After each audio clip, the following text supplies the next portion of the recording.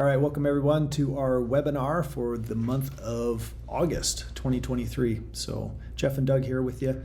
We're going to be going through production today, and essentially how you create a product in the system and run it all the way through to the point of being able to print a pallet tag. So that's usually the biggest challenge, how to do that, how some of the different tips and tricks with primarily the production board, and also with setting up sources and a lot of that. But we'll have Doug start us off here. I will go ahead and let me share my screen with our participants so they can see what we've got going on. All right, so it looks like we are good to go. So I'll give you the reins here, Doug, right, and you can go ahead and start us off. Okay, sounds good. So we're just going to jump in here from, if we obviously come in from the dashboard. What we want to do is make sure that you guys are aware of how and the different ways that you can set up your production board.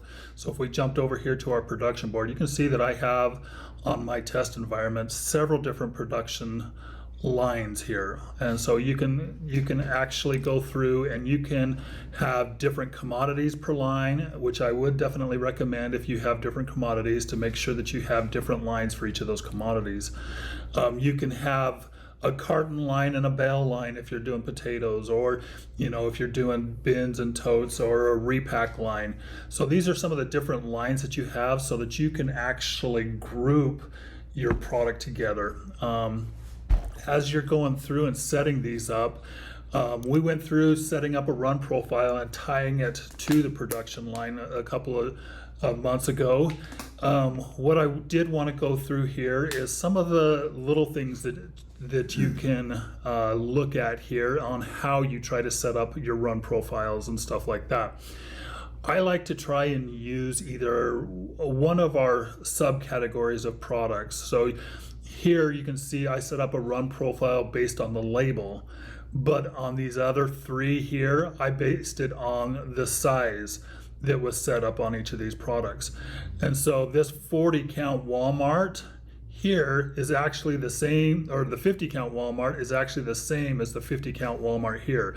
It's the same product, but you can see the different ways that I put it in here. So depending on how your guys out on the floor are wanting to print out pallet tags, you can set it up an easy way for them to, or the most efficient way for them to actually print out stuff here. So from here, you'll see that you have the case labels here as well. These are shortcuts here to take you right to the case label. You can see here I have the product lines here, and you can click on this and it'll take you into where the case labels are at, or you can go straight to the print job. And as long as you have what case labels right here, it will go and pull that up into the print dialog box. If you're not seeing this column here, you have a little toggle up here for extras. And if you click on that, you can see that goes away. It's also a permission setting. Mm-hmm. So if the toggle doesn't bring that, then it's a user permission that you or an admin, someone with settings permissions, has to enable. Correct. So from there, I'm going to just jump right into one of the run profiles that we've set up. A couple of different things that you have inside the run profile. You have this auto update function. So what this does is it actually looks at the variety on the product. And so you can see here I have 50 count Burbanks, all for this run profile. So it's all Burbanks. But if I jump to one of my other run profiles, let's just jump into this 40 count. You can see I have Norcotas and Burbanks. And so based on what gets fed into the source, it will activate or disable one of these two based on the variety, so that you're not packing the wrong product as to what you actually put into the production line. The other thing here is this quantity to produce. What this does for you is, let's say I have a certain label that that I'm packing all the time, but then I wanted to come in and I only want to pack 420 of the Kroger label. If you're out on disabled. was that? Oh yeah, yeah. Better make it so that we can see it. But if we go back to the production board now, you can see here that yeah, you're still building the Walmart label, but I can come in and build the Kroger label as well. And as I build that, you can see here it went down by the 42 or 50 that is in here, and so you can see how that would be effective. So as soon as they are done and get to 0 on that Kroger label, then they know that they need to stop doing that. And it's just a count. It doesn't prevent anything. You can keep printing after that. It's just for a manager, supervisor, people on the floor to keep track. So. Right.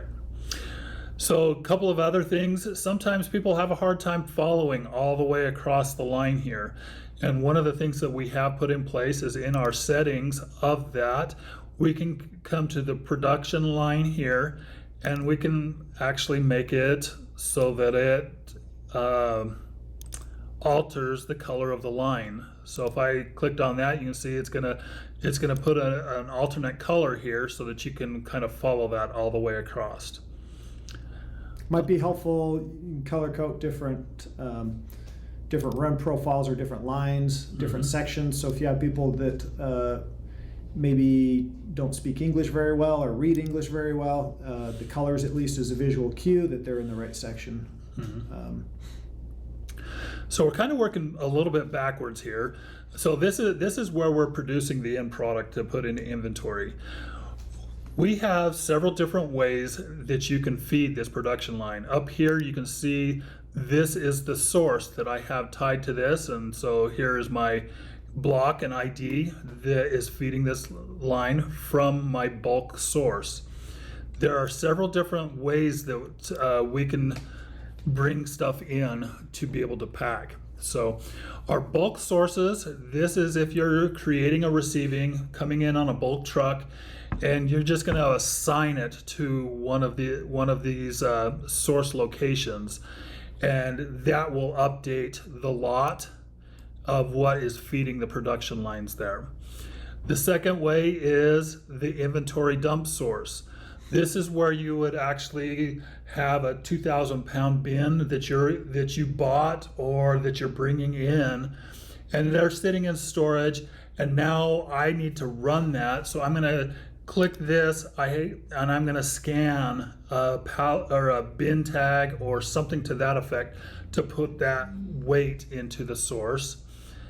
And then the third way is the storage source. Okay, this is generally used when you have a bulk source that is tied to your packing shed, and that you don't want to have to create a receiving from this storage to go to your packing shed, because it's actually tied by a flume or something like that. And so you can actually come and tie this storage source to a production line, and then you have all of your storages that show up here, and you just select which storage you're pulling from and the lot that's in that storage. You can have multiple lots in a single storage, but you can actually choose what lot you are running inside this here, and then everything that gets built off of this storage will have that lot ID. Okay. Going back one more step, you can see that you do need receivings to bring the product in. You either are receiving unfinished goods to be able to tag and put into your storage, and then you'll dump into these lines, or you're bringing in bulk goods to a receiving line or bulk goods to a storage. And so everything starts with that receiving into that location. And that's all done here on the receiving board. I'm sure a lot of you have used this and know that this is where everything starts. The process of actually moving stuff through production is through a receiving. A lot actually starts on the field level. So if you're starting out the season, you're going to come in and put in your fields, and then you'll assign a lot right here on the field level. Okay, and then one of the filters that we do have, if you have the lot set up and you set a color here, let's say I'm building red potatoes, if this color is tied to the source and the product has a color on it, it will not let you produce unless those colors match. So if I have a yellow on my field and I'm trying to produce a red carton, it will not let you do that. But as long as one of these does not have a color in it, it should bypass that logic. So just to redefine that, you can filter what you can print by color or by variety. Or you come into the production line and you can just disable the different products that you're building here as well, because you can see now I don't have that Kroger product because I just disabled it. Let me just go down through here, make sure that I hit most of the things that I wanted to touch on. Yeah, I think I hit it pretty much everything. So you're building a receiving, or you build a field, and from that field you're going to build a receiving to go into the production facility, or you're going to go into the storage, into your storage. And we're going to actually go the correct way this time. So we're going to build this receiving to go from the field to storage, or from the field to the production facility. And then from there you're going to go either start on your production line. So if you go to the source, this is going to be your field stuff, and then if the storage is attached, it'll be down here. But now let's say I take it from the field to a storage facility.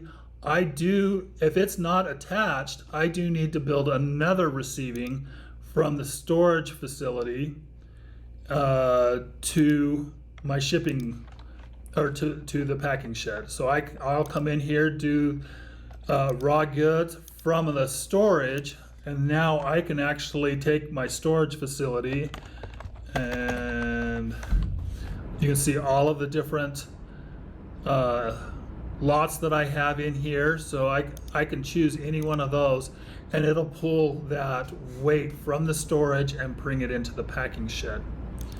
Okay, once we've done that and we've got our sources set with a lot on it, then we can go ahead and jump over to the production line, and as long as our production has a source, we can start building that product and putting that inventory onto the floor. So from there, I'm going to pass it back to Jeff. He's going to give you a few tips on some other things here. Well, I think Doug pretty much hit most of the tips. One of the new ones we wanted to showcase today that many users may not be aware of is the ability to print multiple pallets at the same time. So this has been a long-standing request. Instead of having to come, we do have some facilities that prefer to print out pallet tags. They know they're going to be shipping out 40 pallets on a truck, and for the staging area, going in and pre-printing those tags and having them available to be able to just go and put them on those pallets or coming off the production line. For some facilities, it works out better. We always recommend with FusionWare, it is designed to work in real time, but we have had the request, especially with products like watermelons, to be able to print in bulk. And so you'll notice here that under the current setup for this user profile, I can only click one and do one at a time. And it is simply going into the user privileges, and right up here, and if you do not see this production board multi-pallets, if you don't see this for your company, if you're an admin, you're in the settings, you don't see this up here at the top, it's a feature we have to turn on for you. And so, but make sure the user has that. And now we'll come back in here, and we do need to do a refresh.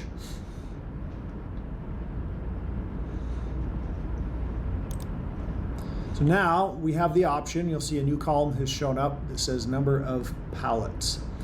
And I have the ability now to enter up to 25 and print them all at once.